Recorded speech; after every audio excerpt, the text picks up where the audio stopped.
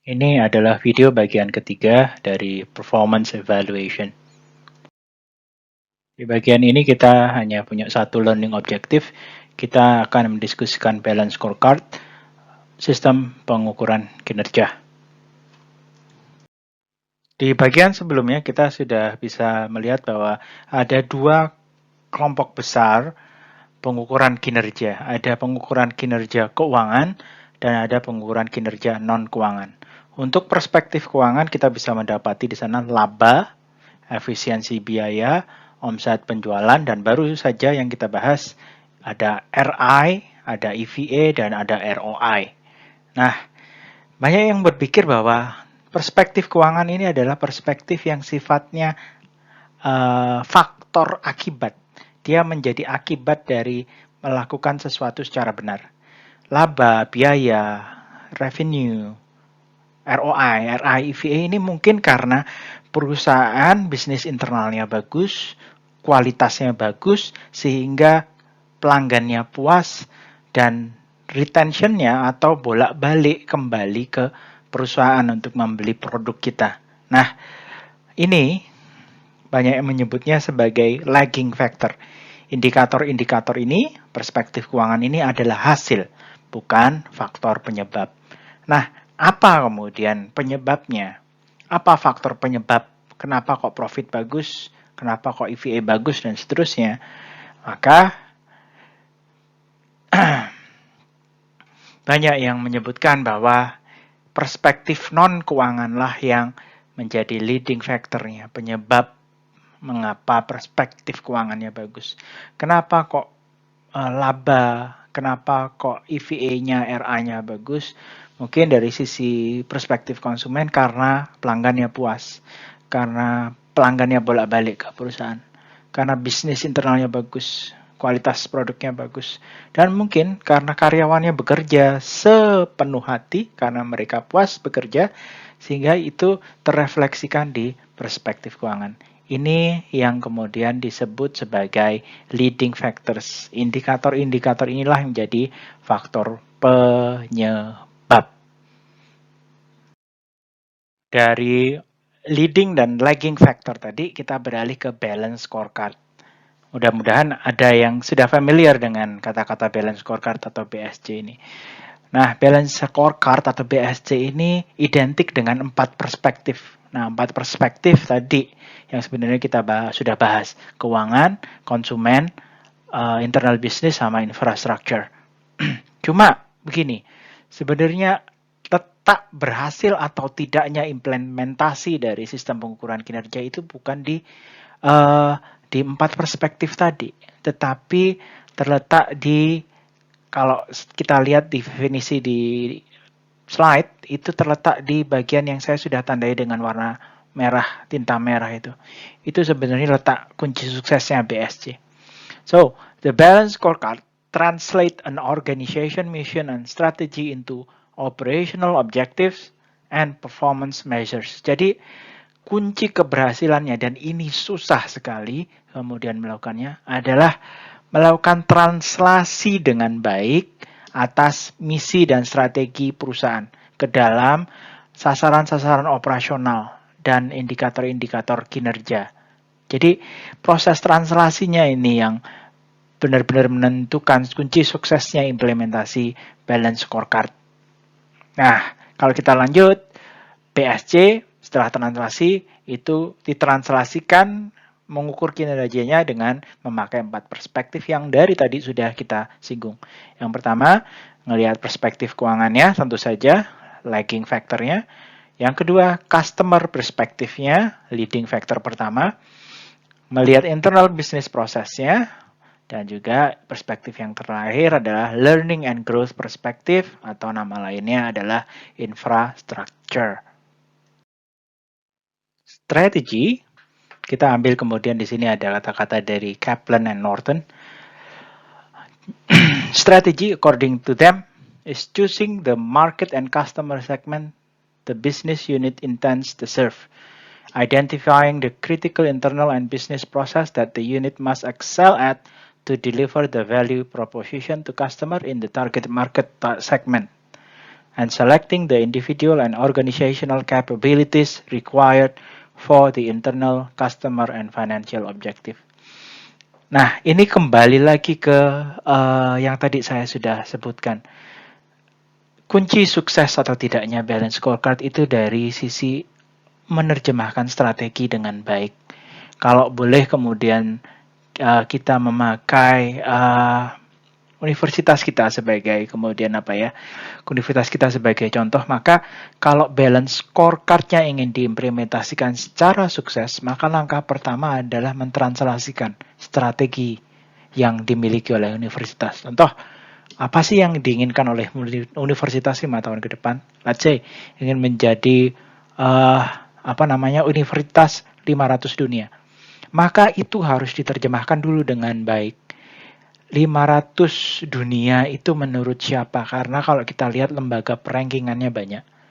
Kalau sudah ditentukan, baru kemudian kita lihat, indikator kinerjanya menurut mereka itu apa. Indikator kinerjanya ini yang kemudian harus dengan baik di-embedded, ditransformasikan di pengukuran kinerja yang ada di universitas. Kalau tidak, maka ya istilahnya kemudian Joko Sembung turun gunung. Tidak nyambung, Bung. Oke, kalau kita lihat proses translasi strateginya yang bisa kita temui di buku teks. Tentu saja kita mulai dari visi dan strategi. Mau kemana, strateginya seperti apa, baru ini kemudian benar-benar ditranslasikan, benar-benar dianalisis dengan baik, karena di sana letak kuncinya. Kalau sudah oke, sudah benar begitu ya, sudah kayaknya dengan strategi ini kita akan bisa mencapai visi, maka baru kemudian kita lebih jauh menerjemahkan ke 4 perspektif berikut dengan pengukuran kinerjanya nanti.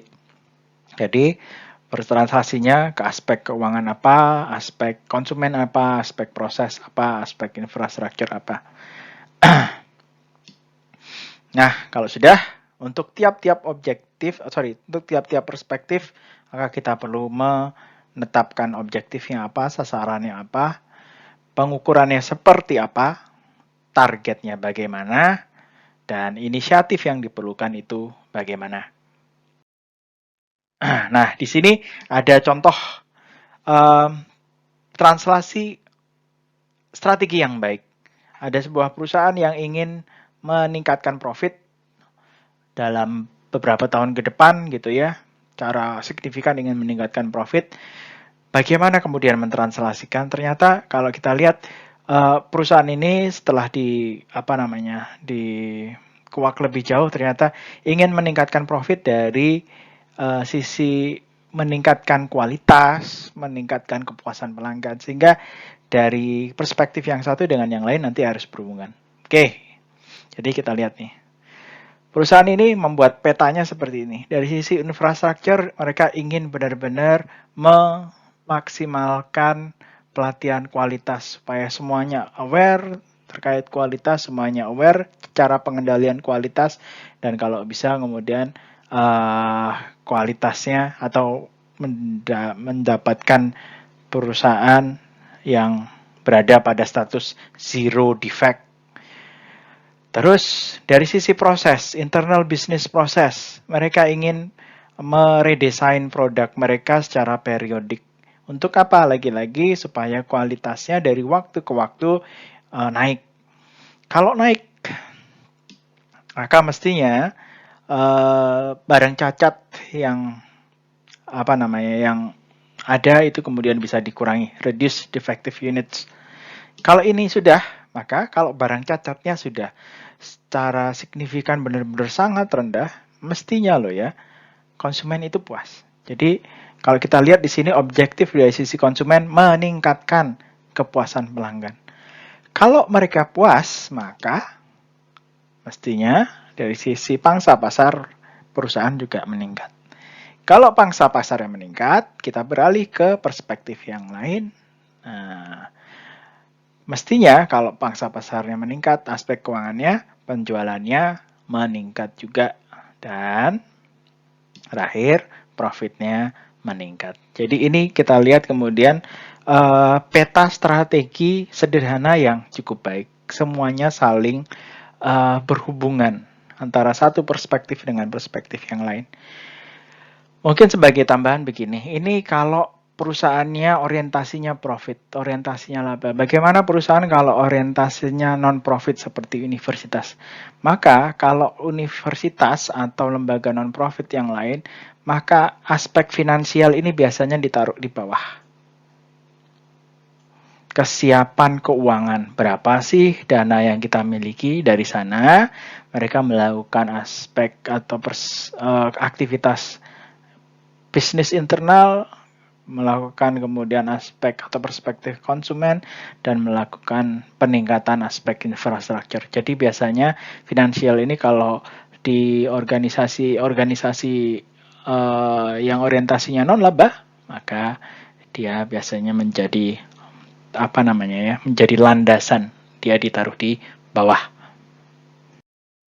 Oke, slide-slide berikutnya kita akan scan secara cepat saja. Slide-slide ini memperlihatkan kita beberapa objektif yang bisa dipilih oleh perusahaan. Ini tergantung tadi proses transaksinya. Bilang saja begini, di financial perspective kita punya pilihan. Kalau pilihan perusahaan ingin meningkatkan penjualan, maka di sini kita bisa lihat ada objektif-objektif yang bisa dipilih. Increase the number of new product, atau menciptakan new applicants, menciptakan mungkin konsumen baru, atau mau ini yang dipilih atau yang ini yang dipilih. Nah, untuk tiap-tiap objektif itu pengukuran kinerjanya ada di sebelah kanan. Nah, ini kalau financial perspektifnya ingin meningkatkan penjualan. Kita lihat kemudian kalau objektifnya yang lain. Di sini kita masih membahas tentang financial perspective. Kita bisa lihat untuk perusahaan yang mungkin lebih objektifnya ingin lebih ke aspek pengurangan biaya atau efisiensi biaya, maka mungkin objektifnya mau mengurangi biaya apa? Biaya produksi per unit, pelanggan mungkin untuk perusahaan jasa, atau mau mengurangi biaya distribusi, channel distribusinya dengan pengukuran kinerja yang tepat di sebelah kanan. Atau bisa saja kemudian dari aspek keuangan. Tadi kita sudah membahas ROI gitu ya.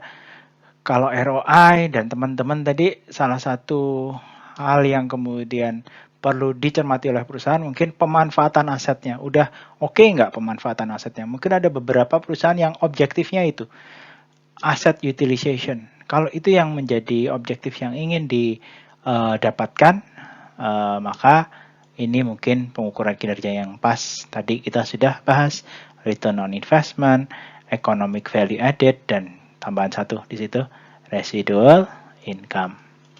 Oke. Nah, di sini untuk perspektif konsumen, objektif dan cara pengukuran kinerjanya. Ada mungkin dari kelompok core, inti, mungkin meningkatkan market share. Ini pengukuran kinerjanya sebelah kanan. Mau meningkatkan retentionnya, ya yang menjadi indikatornya adalah berapa banyak pelanggan kita yang kembali lagi ke perusahaan.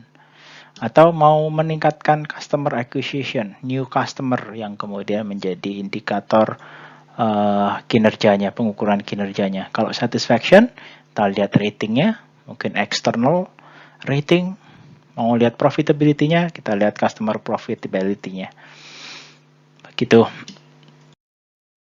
Masih terkait perspektif konsumen.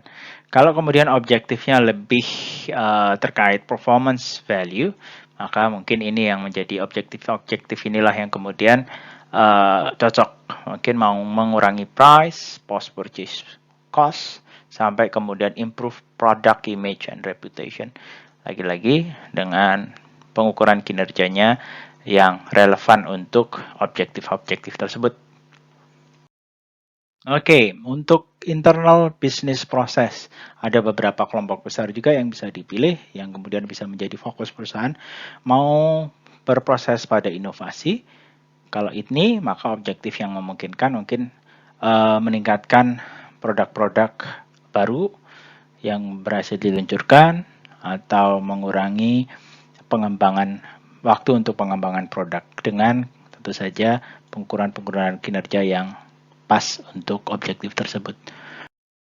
Atau kemudian mau melihat operationnya. Kalau operationnya, maka objektifnya mungkin meningkatkan kualitas produk, meningkatkan efisiensi proses, ini terkait nanti dengan biaya juga, dan mengurangi waktu pemrosesan. Dengan kemudian lagi-lagi pengukuran kinerja yang pas bisa dipilih, karena kalau kita lihat di sini pengukuran kinerjanya satu objektif mungkin bisa lebih dari satu. Atau kemudian meningkatkan aspek layanan purna jualnya dengan tentu saja lagi-lagi pengukuran kinerja yang pas untuk tiap-tiap objektif yang dirasa tepat buat perusahaan. Terakhir kita masuk ke learning and growth perspective. Di situ perspektif ini sebenarnya berkaitan dengan aspek sumber daya manusia, terkait aspek pengembangan perusahaan sendiri. Sehingga kalau kita lihat di sana, kelompok objektif yang pertama berkaitan dengan peningkatkan kapabilitas karyawan. Itu termasuk kemudian peningkatan kesejahteraan mereka, turnover-nya mereka. Kalau bisa dikurangi, turnover itu adalah seberapa banyak dari mereka yang kemudian tidak betah dan memutuskan untuk keluar. Meningkatkan produktivitas dan seterusnya. Ini akan masuk ke kelompok yang pertama, meningkatkan kapabilitas karyawan. Kalau kita ngomongin universitas, ini salah satu hal yang menurut saya cukup penting. Gimana meningkatkan kapabilitas dosen, tetapi nggak berhenti di sana. Dan yang menurut saya agak sedikit sulit di universitas adalah meningkatkan kapabilitas tidak hanya dosen, tetapi juga karyawannya. Masih dari perspektif learning and growth, kita lihat di situ mungkin perusahaan lebih cocok atau ingin meningkatkan motivasi. Lagi-lagi kita ngomongin karyawan. Kalau ini yang diinginkan mungkin pengukuran kinerja yang pas yang sebelah kanan tersebut. Atau mungkin grup berikutnya yang lebih cocok adalah meningkatkan kapabilitas sistem informasi. Jadi gimana caranya kemudian meningkatkan itu? Mungkin dengan cara memilih pengukuran kinerja yang pas. Persentase proses untuk feedback, untuk kemudian persentase customer facing employees secara online dan seterusnya, itu yang kemudian bisa dipilih untuk pengukuran kinerja perusahaan. Video bagian 3 tentang balance scorecard berakhir. Berikutnya hanya ada satu lagi bahasan, dan ini cukup singkat. Kita akan bahas tentang transfer pricing.